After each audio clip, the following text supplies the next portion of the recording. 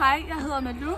Jeg er 15 år, og jeg valgte Petit for sådan at få feedback i stedet for karakter. Og en lille fun fact om mig, det er, at jeg var på et tidspunkt, gik på et tidspunkt til gymnastik med en trampolin med min veninde, og så hoppede vi, og så skrev hun i bukserne. Hej, jeg hedder Ella.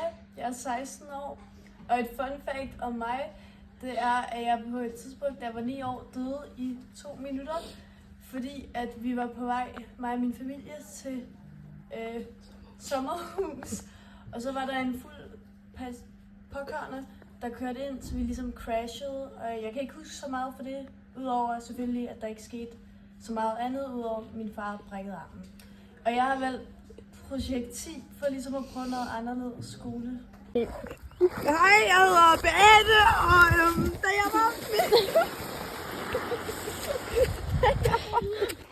jeg er 16 år gammel, og da jeg var mindre, der brækkede jeg kravebenet på grund af en svævebane.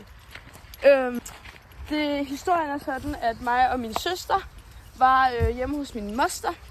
Vi havde så tænkt os at gå ud i haven og lege, hvor min søster så fik den idé, at vi skulle selvfølgelig på svævebanen.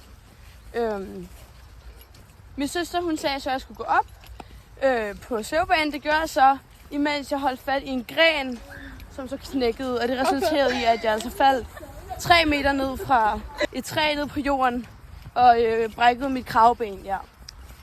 Og grunden til, at jeg valgte Petit, er egentlig bare for at få en lidt anderledes oplevelse af 10. klasse, sådan lidt alternativ i forhold til karakterer, hvor vi bare sådan er lidt mere kreative sammen. Hej, jeg hedder Ellen. Jeg er 15 år gammel.